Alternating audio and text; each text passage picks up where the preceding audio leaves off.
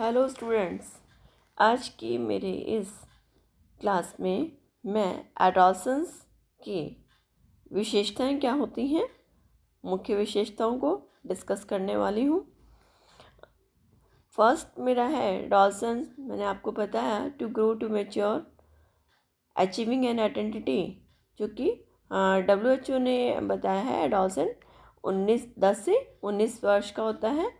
और इसी की क्या विशेषताएं होती हैं, इसी को हम थोड़ा सा डिस्कस करेंगे। फर्स्ट है, पूर्व किशोरावस्था के किशोरों की स्थिति अस्पष्ट होती है। यानी किशोरावस्था के प्रारंभ से किशोर यदि बच्चों की तरह व्यवहार करता है तो उसे कहा जाता है कि वह अपनी आयु के अनुसार व्यवहार करे, जबकि जब वह बड़े या वयस्क की तरह व्यवहार करता है तो उसे छोटों की तरह व्यवहार करने को कहा जाता है। और इस स्थिति में उसमें यह अस्पष्ट हो जाता है कि उसे समझ नहीं आता कि उसे किस तरह का व्यवहार करना है। इस कारण से उसे कई तरह की मनोवैज्ञानिक कठिनाई होती है। सेकंड है, it is a period of sex awakening. यानी ये जो है कामुकता के जागरण की अवस्था मानी जाती है। यानी इस समय दो तरह की भावनाओं का विकास होता है।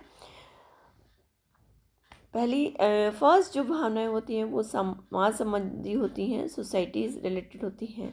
और सेकंड जो होती हैं वो सेक्स रिलेटेड जो होती हैं। और इसका मेनली जो होती है तीन मेन होती हैं।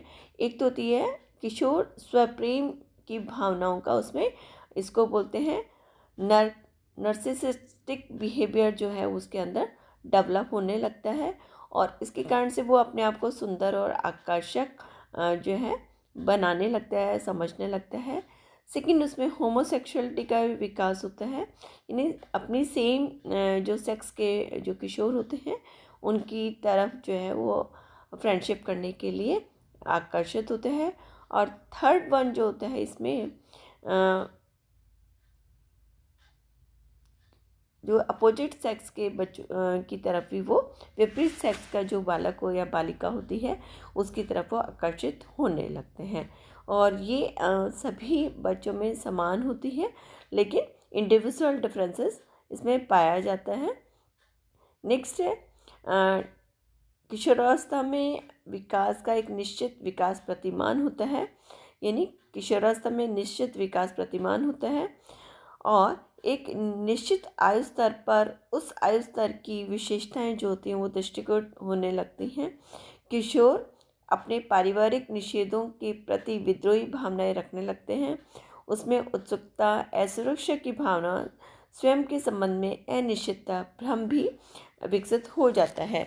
और इस समय शारीरिक जो वृद्धि होती है वो थोड़ी सी किशोरावस्था में जो वृद्धि तो वैसे तेज होगी, लेकिन एक पर्टिकुलर जो फिज़िकल ग्रोथ होती है वो और भी ज़्यादा बढ़ जाती है। और जब शारीरिक वृद्धि अपने पीक पे होती है तो उसके कारण से उसके व्यवहार और विकास में भी कुछ परिवर्तन दृष्टिगोचर होने लगते हैं। नेक्स्ट है adolescence is a period of transition. यानी पूरा मैंने अभी बारहवीं में आपको बताया है किशोरावस्था बाल्यावस्था और प्रौढ़ावस्था के बीच की अवस्था होती है। इस समय जो होते हैं परिवर्तन बहुत ज़्यादा तेजी से होते हैं। इस समय बालक के व्यवहार, आदतों और जो जीवन शैली में जो परिवर्तन होते हैं वो क्रमशः होते हैं, लगातार होते हैं और कई बार स्थायी भी होते हैं। वो एक एडल्ट बीइंग के बिहेवियर की तरह व्यवहार करने लगता है और वो जो परिवर्तन उसकी बॉडी में होने लगते हैं उनको वो अच्छे से समझने लग जाता है। कई बार ये भी देखा गया है कि बच्चे के अंदर कितने परिवर्तन होंगे, किस दिशा में होंगे, और ये उनकी ट्रेनिंग, एनवायरनमेंट और उसका एनवायरमेंटल परसेप्शन पर भी डिपेंड करता है। इन परिवर्तनों के साथ में वो आसानी से समायोजन स्थापित करने लगता है।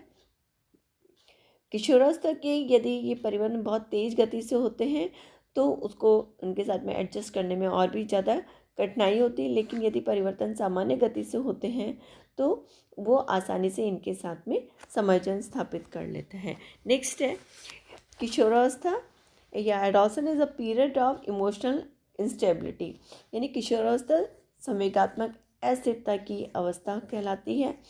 किशोरावस्था में ऐसे अस्थिरता इस बात का संकेत करती है कि किशोर खुद के बारे में बिल्कुल अनिश्चित होता है और उसको नए वातावरण के साथ में समायोजन स्थापित करने में कठिनाई आती है। हरलॉक ने भी बताया है किशोरावस्था स्ट्रॉम एंड स्ट्रेस की अवस्था है। इस अवस्था में संरक्षकों, मित्रों, अध्यापकों से अनेक प्रकार की उसमें अनबन हो जाती है। उसके जो वैल्यूज़ होते हैं उनके थॉट्स में टकराव होने लगता है और इस अवस्था का किशोर पहले की अवस्था के अपेक्षा अधिक संवेगात्मकता अनुभव करता है। नेक्स्ट है, इस समय जो होती है उनमें भाव प्रधान अवस्था इसको मानी जाती है और इस अवस्था का जो मुख्य कारण होता है वो बिल्कुल अनइवन होता है। दूसरा उसमें क्योंकि एक्सपीरियंस उसके पास में बहुत ज़्यादा नहीं होता है, नॉलेज नहीं होती है, इस कारण से वो नए एनवायरनमेंट के साथ में, नए वातावरण के साथ में कैसे समायोजन स्थापित करना है या न्यू सोसाइटी के रोल्स को किस तरह से प्ले करना है वो उसको समझ में नहीं आता है। इसके कारण से उसके अंदर अस्पष्टता होती है। नेक्स्ट है, किशोरावस्था समस्या बहुल की अवस्था मानी जाती है, यानी किशोरावस्था की आयु को प्रॉब्लम एज कहा जाता है। इसका दो अर्थ लगाया जाता है। किशोरावस्था में किशोरों की अनेक समस्याएं होती हैं, इनका वो अपने आप कुछ समाधान करना आवश्यक होता है और वो इस तरह से समाधान करना चाहता है कि वो फैमिली और सोसाइटी या जिस ग्रुप में वो रहता है उसके द्वारा वो माना जा सके। इस अवस्था को प्रॉब्लम इसलिए कहते हैं क्योंकि वो फैमिली के लिए, अपने पेरेंट्स के लिए, अपने पीयर्स के लिए कई तरह से प्रॉब्लमेटिक होते हैं। जैसे हरलॉक ने कहा है किशोरावस्था स्वयं के लिए एक समस्या होता है क्योंकि इतने बॉडी में रैपिड चेंजेस होते हैं कि उनको उनके साथ में एडजस्ट करने में प्रॉब्लम होती है। कई बार इन न्यू रोल्स के लिए जो तेज़ी से जो फिज़िकल या बॉडीली जो चेंजेस आते हैं उनके साथ में एडजस्ट वो ठीक प्रकार से नहीं कर पाता। इसके कारण वो कई बार कंफ्यूज होता है, अनसर्टेन रहता है या कई तरह से वो एंक्शियस भी रहता है। इसका प्रभाव भी उसके डेवलपमेंट पे पड़ता है। नेक्स्ट ये है विकसित सामाजिकता की अवस्था। It is an age of development social relationship. इस अवस्था में बालक के जितने मित्र होते हैं उतने किसी अन्य स्टेज में नहीं होते हैं और बहुत लंबा चौड़ा उसका सोशल सर्किल होगा। इस सोशल सर्किल में उनका जैसे किसी भी तरह का जो फ्रेंडशिप बॉन्ड होता है उसमें caste, religion, beauty, socio economic status, ये इन सब चीज़ों का कोई बैरियर नहीं होता है, बल्कि उसमें फ्रेंडशिप में सहयोग, सहानुभूति, फ्रेंडशिप सेम सेक्स के बच्चों के साथ में भी और अपोजिट सेक्स के साथ में भी होती है। लेकिन ज़्यादातर जो होती है सेम सेक्स के बच्चों के साथ में ज़्यादा फ्रेंडशिप होती है, अपोजिट सेक्स के साथ में कम होती है क्योंकि हमारा एक सोशल नियंत्रण होता है, फैमिली का नियंत्रण होता है, उसके कारण से ये चीज़ें थोड़ी सी रहती हैं। दूसरा, इस स्टेज में वो जो फैमिली रोल्स एंड रिस्पॉन्सिबिलिटीज़ को बियर करने में पूरा इनकेपेबल होता है। इसका भी प्रभाव उसके ऊपर पड़ता है। कई बार वो फैमिली के प्रति न्यूट्रल होने लगता है और वो अपने फ्रेंड सर्कल के साथ में अपनी सारी की सारी बातें शेयर करने लगता है। इस समय वो पॉलिटिकल, सोसाइटी की, इसके अलावा फैमिली की जो मेजर रोल्स होते हैं उनमें भी भाग लेने लगता है। नेक्स्ट है, it is an age of imagination, यानी इस समय जो है बालक जो है सारी जो है कल्पना की अवस्था इसको माना जाता है और वह अपने जो कल्पना अपने दोस्तों के या अपनी प्राइवेट समस्याओं के बारे में जो किसी से वो शेयर नहीं कर पाता है उनके बारे में वो तरह तरह की उपकल्पनाएं बनाने लगता है। ये कल्पनाएं इतनी उमंगपूर्ण होती हैं कि वो इनके साथ में आसानी से जो है एकांत में रह लेता है। ये कल्पनाएं उसके वास्तविक कई बार वास्तविक जीवन में निराशा भी पैदा करती हैं। नेक्स्ट है adolescence is a recapitulation of infancy, यानी किशोरावस्था शैशवावस्था की पुनरावृत्ति कहा जाता है, क्योंकि अनेक लक्षण जो होते हैं वो शैशवावस्था से मिलते जुलते होते हैं। यानी किशोर भी शिशुओं की भांति चंचल होते हैं, अपनी आयु के अनुसार शांत और अस्थिर होते हैं, यानी बहुत ज़्यादा स्थिर नहीं होते हैं, शांत भी नहीं होते हैं। उनमें कई बार भ्रांति होती हैं और दूसरे व्यक्तियों को अपनी तरफ आकर्षित करते हैं। नए वातावरण के साथ में उन्हें समायोजन स्थापित करना करता है। इसलिए ये माना जाता है कि ये किशोरावस्था शैशवावस्था की पुनरावृत्ति है।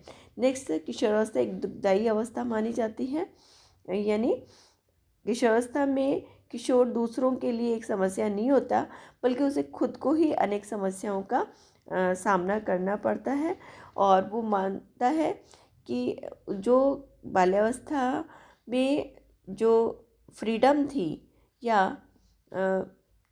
जो भी आसानी से अपने चीज़ों को वो शेयर फैमिली के साथ में कर लेता था, वो एडोलसेंट में वो नहीं कर पाता है। उसे हर जगह थोड़ी हेल्प की ज़रूरत होती है, लेकिन उसे कई बार ऐसा लगता है कि मैं मैच्योर हो गया हूँ, एक एडल्ट बीइंग की तरह बिहेवियर करने लग गया हूँ। लेकिन उस स्थिति में उसे मना किया जाता है कि आप इतने बड़े नहीं हुए हो। तो ये जो कॉन्फ्लिक्ट है वो पूरे समय उनकी पर्सनैलिटी के साथ में मूव करता रहता है और उसके साथ में उसे एडजस्ट करने में प्रॉब्लम आती है। नेक्स्ट है सोशल प्रेशर की अवस्था माना जाता है। परिवार और समाज में जो है उस पर दबाव डालते हैं और उसको कई बार पनिशमेंट भी दिया जाता है पेरेंट्स के इसके कारण से वो सोशल प्रेशर फील करता है। नेक्स्ट है समायोजन संबंधी प्रॉब्लम्स आती हैं। इस समय प्रतिष्ठा का अभाव होता है, आदर्शवाद की अवस्था होती है। इस स्टेज में किशोरों के कुछ न कुछ आदर्श होते हैं। वह आदर्श खुद के प्रति, परिवार के प्रति, समाज, दोस्त, राष्ट्र के प्रति सेट करता है और यदि वो इनको प्राप्त नहीं कर पाता है तो उसे फ्रस्ट्रेशन होने लगती है।